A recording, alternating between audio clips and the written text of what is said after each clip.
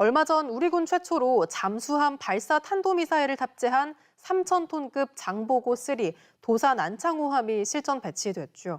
2번과 3번함도 건조돼 시험 평가 중이고 5번과 6번함은 설계에 들어갔습니다.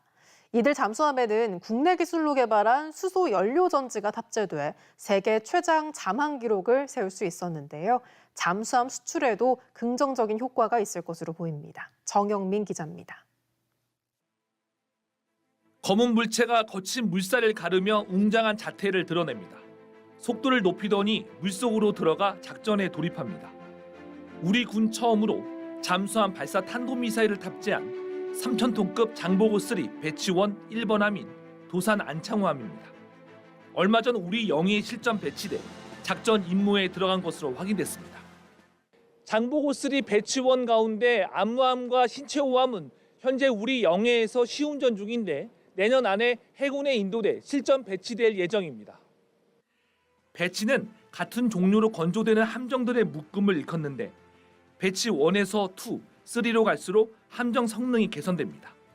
성능의 핵심은 국내 기술로 개발한 수소 연료 전지가 탑재됐다는 것. 잠항 작전 중에도 전력을 생산할 수 있는 시스템을 갖춰 20일이 넘는 세계 최장 잠항 성능을 보유할 수 있게 된 겁니다.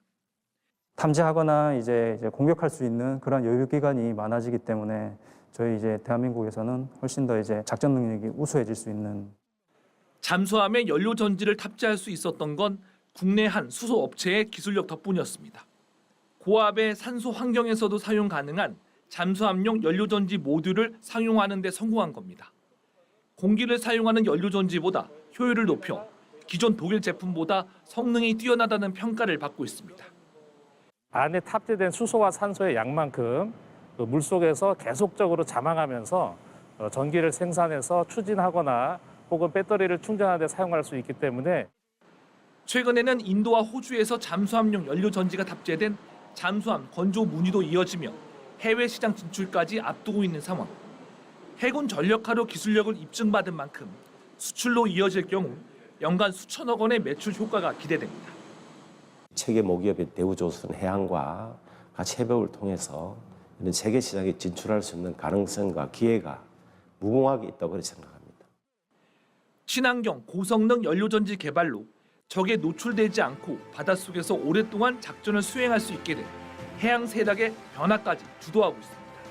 MBC 뉴스 정영민입니다. 어려운 조선업계에 좋은 소식입니다. 정부가 7조 원 규모의 한국형 차기 구축함 사업을 추진합니다. 최종 사업자는 이달 말쯤에 결정될 걸로 보이는데 조선 방위 산업체들이 많은 경남은 기대감이 커지고 있습니다. 부정석 기자입니다. 대우조선해양이 건조한 7,600톤급 이지스 구축함입니다. 건조 비용만 9천억 원으로 80% 이상 국내 기술로 제작됐습니다. 조선 기자재업체뿐만 아니라 방산업체까지 지역 경제에 미치는 파급 효과만 수천억 원에 이릅니다. 수주부진으로 조선업체들이 어려움을 겪고 있는 가운데 정부가 한국형 차기 구축함인 KDDX 사업을 추진합니다. 총 사업비 7조 원 규모로 6,000톤급 구축함 6척을 발주할 계획으로 최종 사업자는 올해 말쯤 결정될 것으로 보입니다. 특히 이번 6,000톤급 구축함은 미니 이지스함으로 주 방산 수출까지 이어질 수 있어 기대감을 키우고 있습니다. KDDX 사업을 수주할 경우 지역 중소기업에 수천억 원 이상의 일감을 공급할 수 있습니다. 조선업체뿐만 아니라 방산업체도 이번 한국형 차기 구축함 사업에 거는 기대가 큽니다. KDDX 같은 정부 조달 사업이 조기 발주된다면 우리 회사 같은 중소협력업체로서는 큰 도움이 될 것으로 생각을 합니다. 특히 거제의 조선업체, 창원엔 방산업체가 몰려있는 경남은 기대감이 더 클 수밖에 없습니다. 수주부진으로 고용 불안과 일감 부족을 겪고 있는 조선업의 어려움을 해소하기 위해서는 대형 함정의 조기 발주가 필요하다는 목소리에 힘이 실리고 있습니다.